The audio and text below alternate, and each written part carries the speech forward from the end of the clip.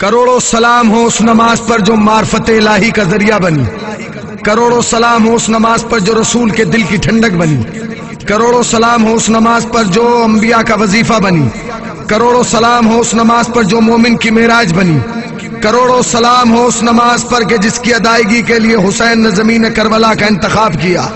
کروڑوں سلام ہو اس نماز پر کہ جس کی ادائیگی کے لیے حسین نے علی اصغر کے لہو سے وضو کی، کروڑوں سلام ہو اس نماز پر کہ جس کی ادائیگی کے لیے زینب کی چادر کا مصلی بنایا، کروڑوں سلام ہو اس نماز پر جو بعد از کربلا سید سجاد کی پہچان بنی، کروڑوں سلام ہو اس نماز پر کہ جس کے لیے وقت آخر حسین نے وصیت کی، اے بہن زینب ہمیں نماز شب کی دعاؤں میں فراموش نہ کرنا،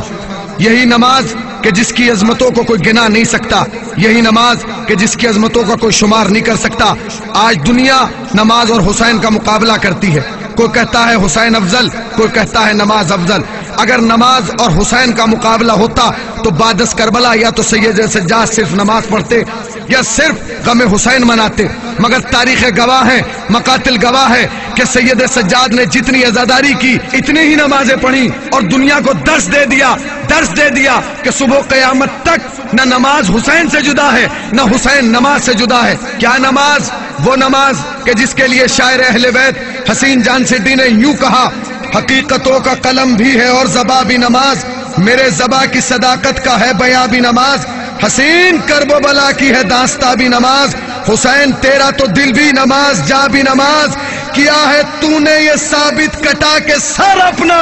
نماز کو ہے بچایا لٹا کے گھر اپنا۔ کہاں نماز نے میں بے قرار رہتی تھی، کوئی مٹا نہ دے مجھ کو دعائیں کرتی تھی، کوئی تو آئے گا مجھ کو بچانے کہتی تھی، کبھی زمانے کے حالات پہ میں روتی تھی، تھا انتظار کہ زہرا کا نور عین آئے، میں راہ تکتی رہی کب میرا حسین آئے۔ وہ 60 ہجری کو گھر سے چلا میری خاطر،